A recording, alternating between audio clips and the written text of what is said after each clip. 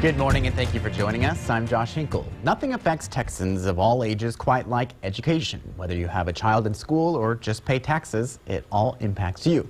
So this week we will again look at the state of Texas schools. Advocates and lawmakers made the cases for different policies at the Capitol and at South by Southwest EDU, starting with some of the youngest Texans. In his campaign, Governor Abbott said pre-kindergarten funding is a priority, but there's already a divide on how much money should go into pre-K. KXAN's Phil Prazen shows us the impact those programs can make. How does it go? A, B, C, D. Charles and Kate didn't know it at the time, but learning the alphabet song in pre-K made it easier to recognize letters. D. Recognizing letters led to forming words. And who's the F?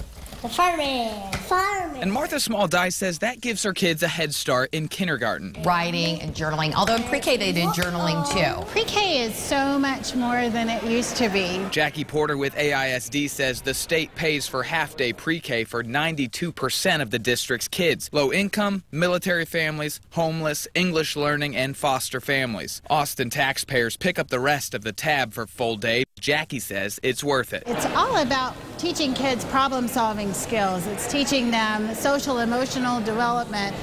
She came to testify to the House Committee on Public Education, where more money is on the table for pre-K. If passed, several bills would reward districts for meeting higher standards. It's about time that we've decided as a state that pre-K is a priority. Sailor.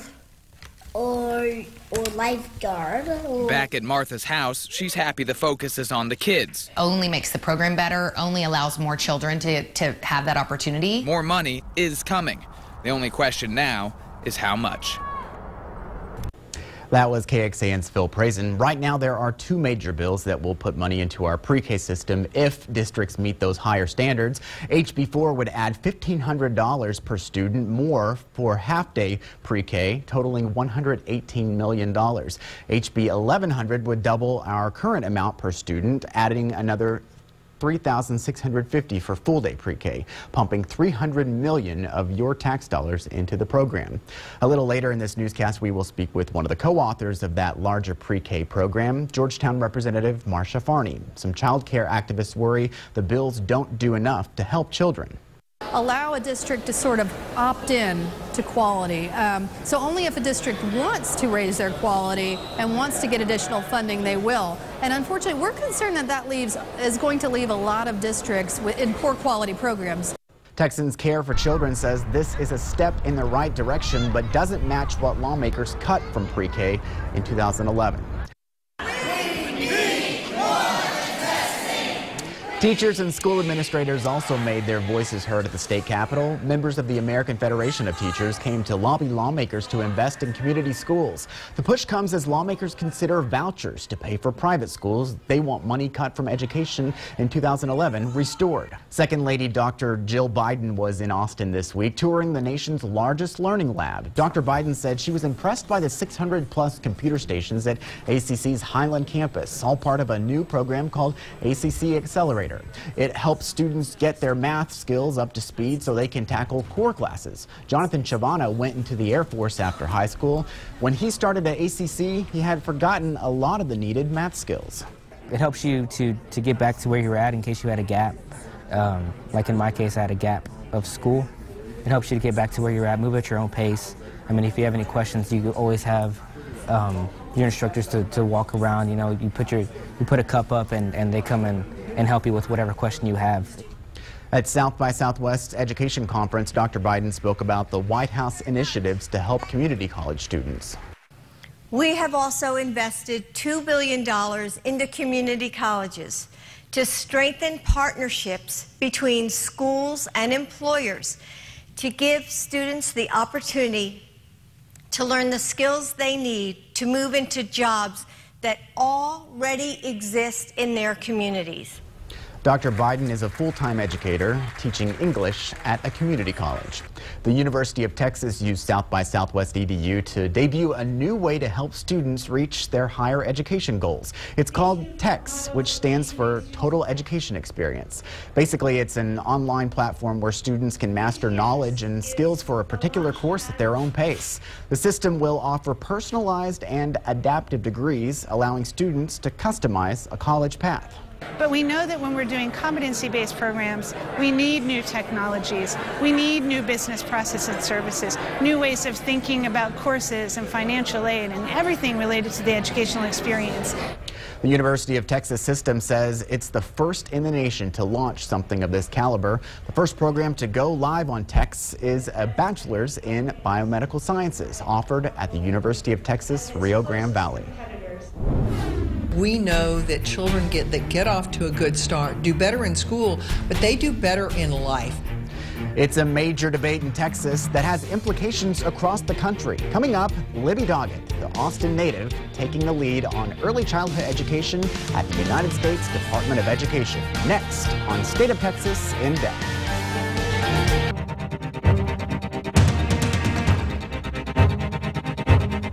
Welcome back to State of Texas in Depth. This week we got a unique perspective into what's next in public education. South by Southwest EDU brought together technology and policy experts for interesting discussions. I had the chance to speak with Libby Doggett, the Deputy Assistant Secretary in charge of early childhood programs at the Federal Department of Education.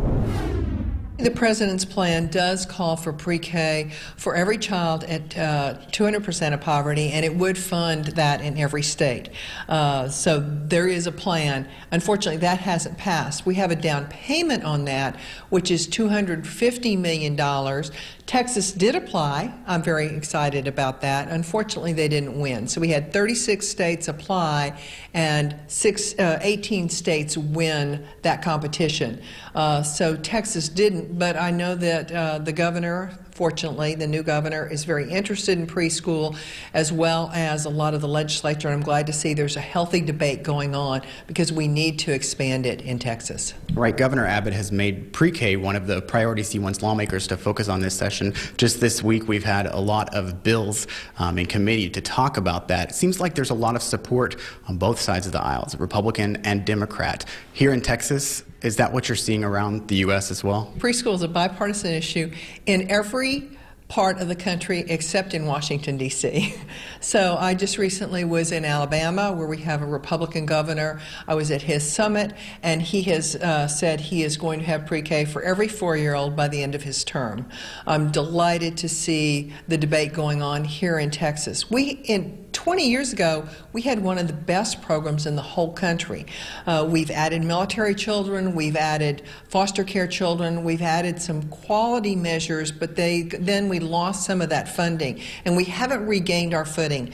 And so in Texas, we have a challenge because we have a program that has a large reach, but it's only part day in some places, and it isn't as high quality as it needs to be. We need to catch up with the rest of the country.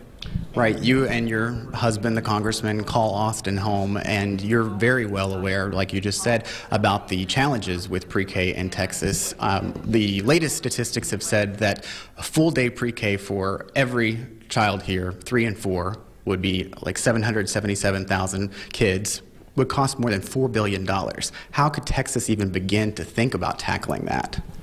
Well, certainly we might want to do it incrementally, but every day we wait and every year we wait, we actually lose money because we know that children that get off to a good start do better in school, but they do better in life. They have better health outcomes, they have better educational outcomes. So we're losing money by not doing this. One easy way would be to actually fund the other half day for every 4-year-old that's currently in pre-K. Many cities like Austin ISD are funding that on their own, but it's hurting. It's very difficult to do. So we need to give some relief to the cities that have stepped up and provide a full day for every 4-year-old. Then we can start looking at the 3-year-olds and other children as well. Many of the big choices on education will come from the state capitol in the next few months. Up next, our roundtable, State Representatives Marsha, Farney, and Donna Howard. That's coming up on State of Texas in Depth.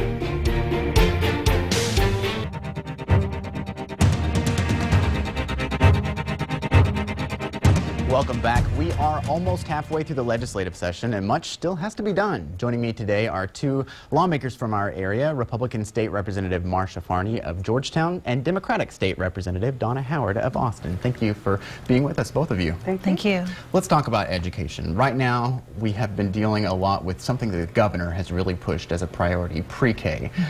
You know, it seems like there is bipartisan support. Republicans and Democrats all want to make some kind of improvement with the state's pre-K plan. With all the legislation that's filed right now, what do you see as the most realistic possibility of making it through this session?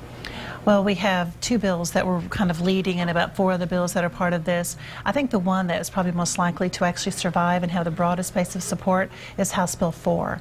And that's been the bill that has been championed by Representative Huberty.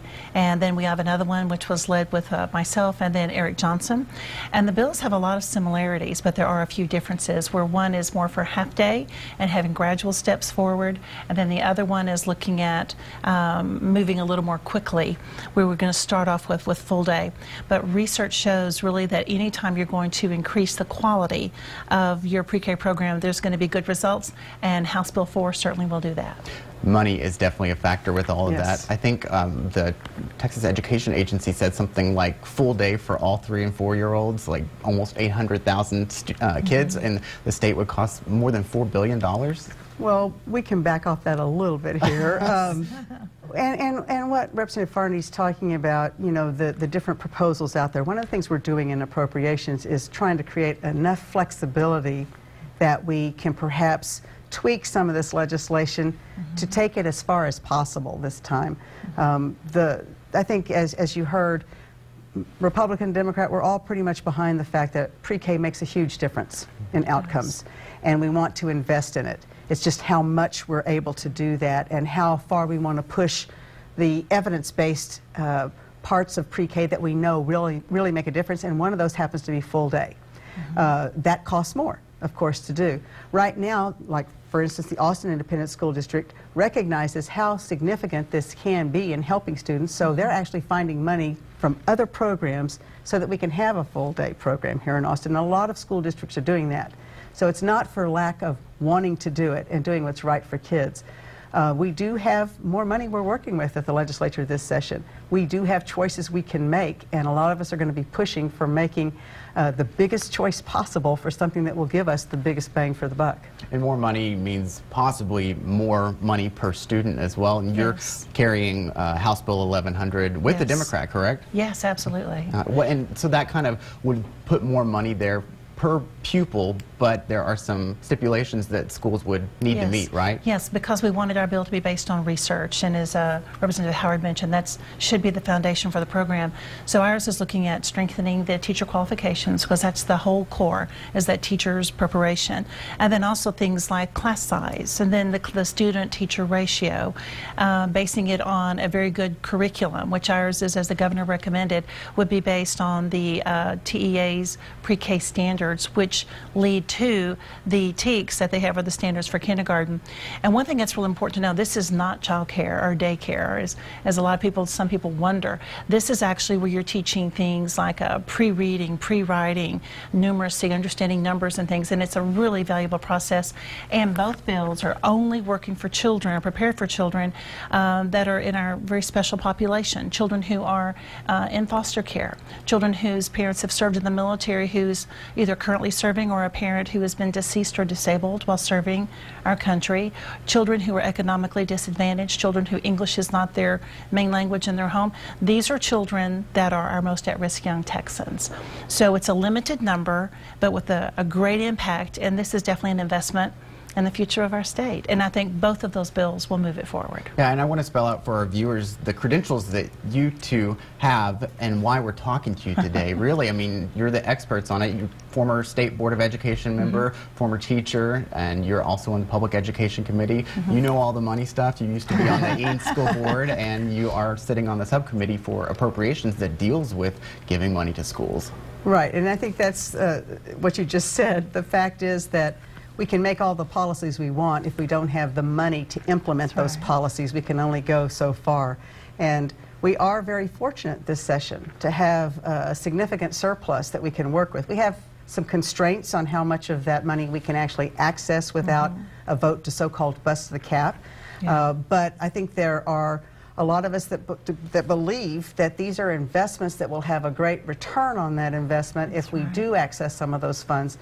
Great opportunity to go ahead and fund things for, as Marsha's saying, the most vulnerable in our population, who, if they do not get the kind of good head start they need, will end up struggling, perhaps not be able to complete, or if they do, maybe not get to higher education. And we know that we need this pipeline to be in place to secure the workforce of the present and the future. And so it's a very significant investment that can have really significant impacts. When we talk about those, at-risk populations, you've also been working on some legislation dealing with pregnancy in schools, correct? That's correct, yes. Yeah. We have students who end up getting pregnant and they end up choosing to have those babies. I think a lot of people would say that they want them to have those babies. Once they do, though, we need to help them be parents and complete their education so that they can actually care for their family. All this legislation does is gives local discretion in using funds that are already in place for high-risk students, where they can help provide child care and keep those parents in the classroom, in their seats, because clearly if you have a child to take care of and you have issues with child care or a sick child or whatever you have to do, if you do not have the support system to help you with that, you're not going to be able to complete your own education. So that's all this. It's a very simple bill that I'm hoping, it passed the House last time. It just didn't get through the Senate, so I'm hopeful we'll get it through this time. When we're talking about kids, I want to talk about a different piece of legislation that you, Representative Farney, have been working on, Coltons Law. Yes. We had the unfortunate and tragic death of the toddler here in our area, Colton Turner, last fall. And, kind of talk to me about what you hope to do with this law and how realistic it is that it's going to go through. All right, we're very hopeful this is going to go through. Colton was 2 years old when he was deceased due to at the hands of his mother and a gentleman living with her. What was tragic about this is there are things in place that are already there to help, but they're rather ungainly and takes time to go through. What our bill will do is to streamline the process, expedite the process, where a CPS caseworker who is unable to locate a child who is a high priority, a child where abuse has been documented, once the CPS worker is unable to locate the child, with our bill, they will be able to contact, after 7 days of expending all of the resources that they have, that they will be able to contact DPS, submit a good deal more information to them to put things onto what's called the TCIC, which is the Texas Crime Information Center, to where it goes onto a checklist, to where they're able to say that this is what the child looks like. Here's a description of the car. Here's a description of the mother. Here's a description, the last known address. All this information then will be provided instantly to law enforcement across the state. With Colton, there was an issue also about jurisdiction. Different areas we're not sure, different law enforcement groups didn't know if it was within their jurisdiction to intervene. With this, all law enforcement will be able to know if they pull someone over in a car and they're doing their check on the computer, they'll be able to say this registration, this vehicle, or this person is identified as being responsible for an unlocatable child. And then our bill also will grant the authority to the police officer to have custody of that child while they're trying to contact CPS to come in and to see what they need to do.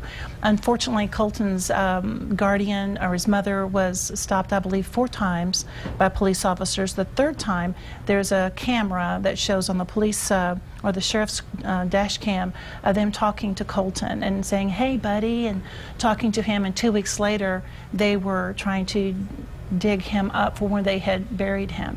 And the officers have said, and the sheriff has said, we wish we had known. If we had known, we would have taken the child then.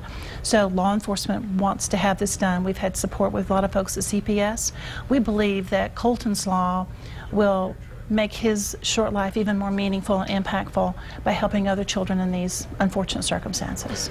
Well, I think that a lot of people will pay attention to that since it's such a pertinent issue. CPS has been under fire, as has the Health and Human Services Commission. Dr. Kyle Janik is in charge of that. There were people, since all of this has come into effect, that have been calling for his resignation. In your opinion, should he step down?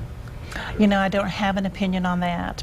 What I want to do is empower CPS to do the best job possible and to give that information to our law enforcement, but I don't have an opinion on about him stepping down or not. You're a former nurse. Same question for you. You know, Dr. Janik inherited some of these issues, and I know that he has made some efforts to correct some of them.